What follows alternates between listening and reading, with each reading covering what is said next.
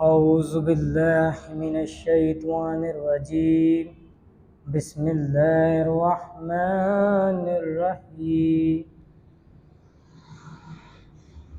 یا حی یا قیوم برحمتک استغیث سیدنا کریم صلی اللہ علیہ وسلم۔ السلام علیکم۔ ہمارا جو آج کا موضوع ہے وہ ہے ظاہراً بیعت کیوں ضروری ہے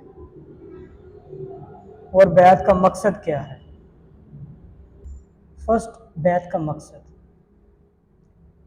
حضور نبی کریم رؤوف الرحیم صلی اللہ علیہ وسلم 1400 صحابہ کو لے کر عمرے کی نیت سے مکہ کی طرف روانہ ہوئے۔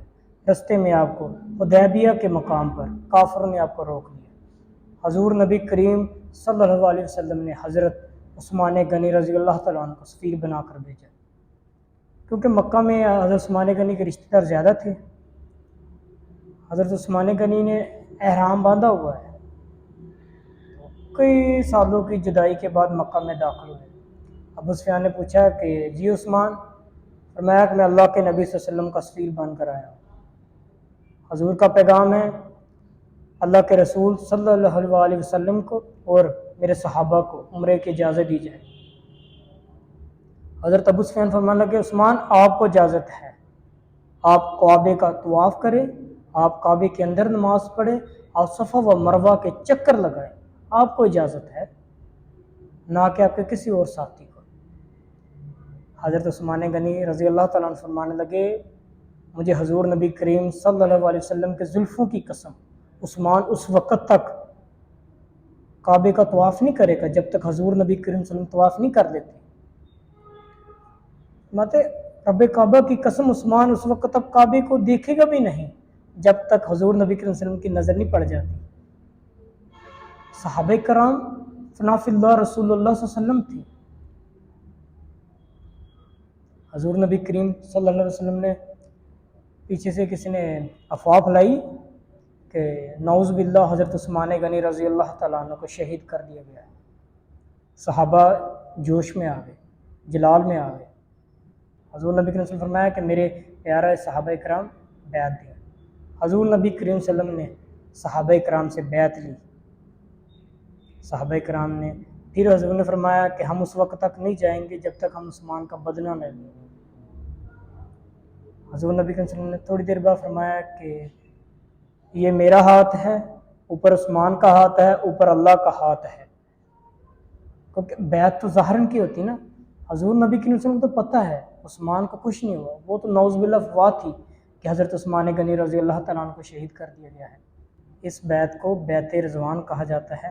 بیعت کا مقصد ہے بیع ہو جانا، جس کے ہاتھ میں ہاتھ دیا جائے پھر اسی کا ہو جانا، پھر خود پر کوئی اختیارات نہیں رہتے ہیں، خود کی کوئی خواہشات نہیں رہتے ہیں۔ جس کے ہاتھ میں ہاتھ دیا جائے پھر وہ جو کہے وہی ہو جاتا ہے، اپنی ذات ختم ہو جاتی ہے۔ جس کے ہاتھ میں ہاتھ دیا جائے پھر اس کی ذات ہوتی ہے۔ یہ بیعت، اس بیعت کو بیعت رضوان کہا جاتا ہے۔ یہ حضرت عثمان غنی رضی اللہ تعالیٰ عنہ سے سلسلے سے سٹیپ بائی سٹیپ چلی آ رہی ہے۔ اس بیعت کو بیعت رضوان کہتے ہیں۔ اگر ظاہراً بیعت ضروری نہ ہوتی، حضور قبلہ باوی سرکار کبھی بھی سید امیر الحسن سہارنپوری کی بیعت نہ کرتے۔ سرکار نے فرمایا لوگ پیروں کے پاس جاتے ہیں مرید ہونے کے لیے، میرا پیر مجھے مرید کرنے کے لیے آیا۔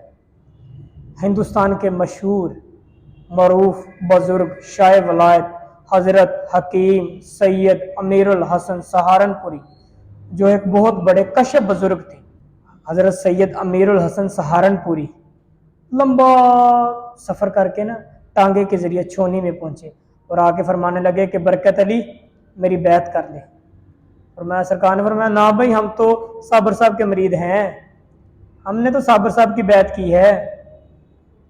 حضرت سید امیر الحسن سہارنپوری واپس چلے گئے۔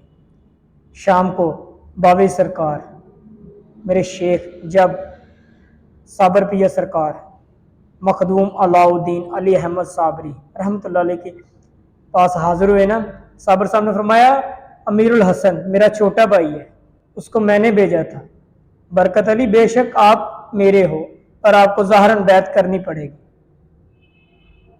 سرکار نے فرمایا علاؤدین میرے پیر کی رگ رگ میں رچا ہوا تھا، جب جوش میں آتے علاؤدین کہتے اور کہنے پر مجبور ہو جاتے اور مہجت گونج جاتی یا حیو یا قیوم۔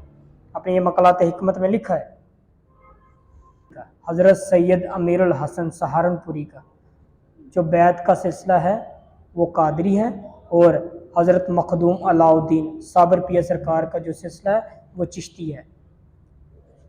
میرے شیخ اکمل حضرت صوفی محمد برکت علی رحمۃ اللہ علیہ جو آپ کا بیعت کا سلسلہ ہے وہ قادریہ ہے، اور جو آپ کو فیض کا سلسلہ ہے، جو آپ کا فیض کا سلسلہ ہے وہ صابریہ چشتیہ ہے۔ محبوب سبانی قطب ربانی پیران دے پیر حضرت شیخ عبد القادر جیلانی رحمۃ اللہ علیہ آپ فرماتے ہیں جو کہتا ہے میرا کوئی شیخ نہیں، جو کہتا ہے میرا کوئی پیر و مرشد نہیں، اس کا شیطان پیر و مرشد ہے۔ سلطان العارفین حضرت سلطان باہو رحمۃ اللہ علیہ آپ فرماتے ہیں یار سے ملنے والا علم کتابوں سے نہیں ملتا، سنو کیوں ضروری ہے مرشد، سنو جسے مرشد ملے وہ گمراہی سے نکلتا ہے، سنو جسے مرشد ملے وہ ہدایت پر آتا ہے، سنو جسے مرشد ملے اسے وفا ملتی ہے، سنو جسے مرشد ملے اسے ادا ملتی ہے، سنو جسے مرشد ملے اسے عطا ملتی ہے، سنو جسے مرشد ملے اسے حیا ملتی ہے، سنو جسے مرشد ملے اسے مصطفیٰ صلی اللہ علیہ وسلم ملتے ہیں، سنو جسے مرشد ملے اسے خدا ملتا ہے۔ میرے شیخ اکمل حضرت صوفی محمد برکت علی رحمۃ اللہ علیہ آپ فرماتے ہیں سرکار نے فرمایا اللہ کی تلاش میں میں نکلا تھا، مخدوم علاؤدین رحمۃ اللہ علیہ کو پایا، دیوانہ تھا مستانہ بنا، بحر علوم کے ذخیرے کھلے، عجائب وغرائب نسخے ملے، قدرتی نظام نے اگوشوا کی، تیری بقا کی چادر سدا تنی رہی، کتاب بالعمل بالا سنت بترتیب شریف اور مشکفات منزل احسان نبی کریم اس میں نبی کریم صلی اللہ علیہ وسلم اور مقالات حکمت تیری عنایت بے پا ہے، اجاز بھی کہیں تو اجا نہیں۔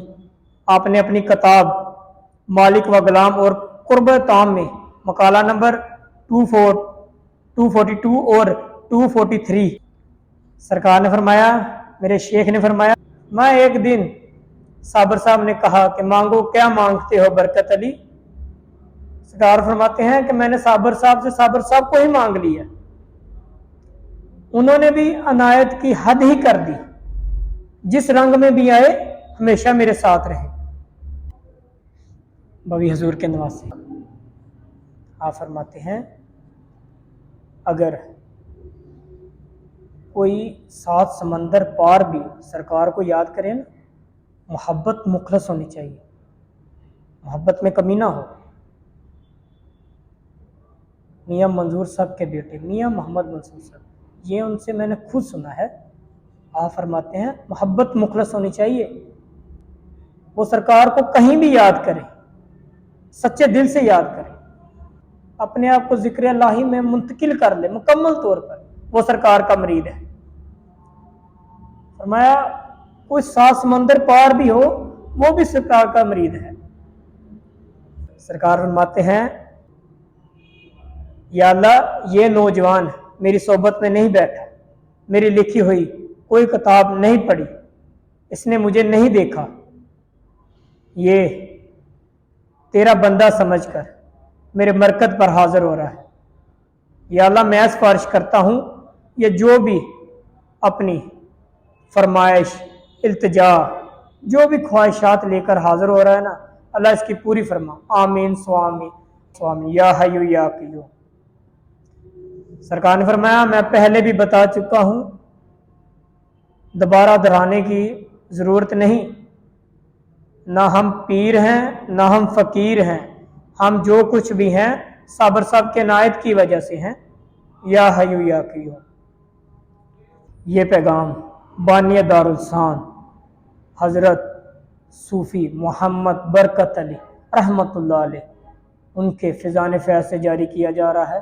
ولی کامل میاں محمد منظور صاحب، ان کے صاحبزادے میاں محمد منصور صاحب کی محبت میں یہ دینی کام جاری و ساری رہیں گے انشاءاللہ تعالی عز و جل۔